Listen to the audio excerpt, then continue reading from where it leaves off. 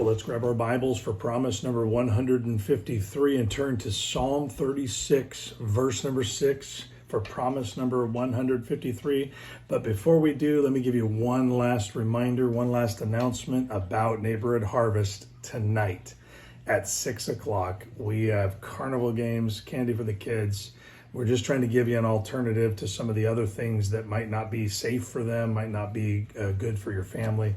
And we just want to offer this opportunity to keep things a little less chaotic and just enjoy a special time as a family at the Journey Baptist Church in our north parking lot. It's our larger parking lot. We'd love to have you come and enjoy that tonight at 6 o'clock. It goes till about 8, and so we'd love to have you.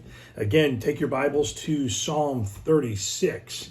And in Psalm 36 is where we're going to find promise number 153. Let me give you the promise.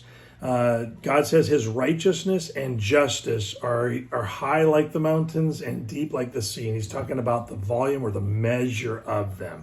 And so David wanted those who heard this psalm to understand that God has a wealth of both righteousness and justice. That's not just, like I said, in volume, but also in its purity. His righteousness is the best, and his judgments are absolutely perfect. The mountains get so high that we lack the necessary oxygen to breathe. Think about that. Too long up there, and we will die. Hikers know that after a certain altitude, that if you are out there exposed, that it's considered the death zone, that you just cannot stay up there and live. But then God's judgments are like the deepest parts of the ocean, so that they're so deep that whatever goes there would be crushed underneath them. But think about this. When these two realities are applied to God's people, it makes whatever he says so wise and so universally true. These two are poured through his grace and his mercy and are held at their best by his love. Listen to the verse and just hear it. It says, thy righteousness is like the great mountains. Thy judgments are great deep.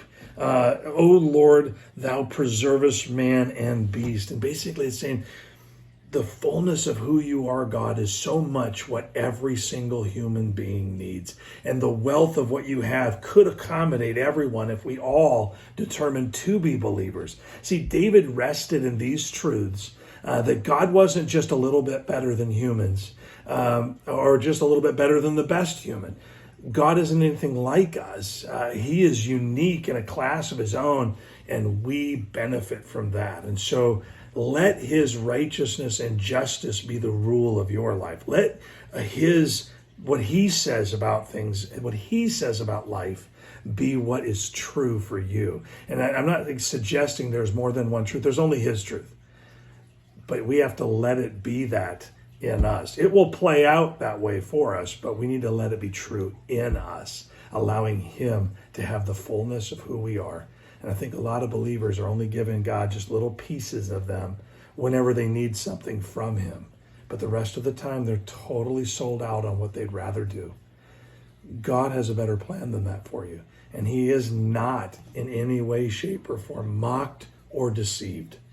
We cannot fool him. If we're not truly devoted to him, we do not receive his best.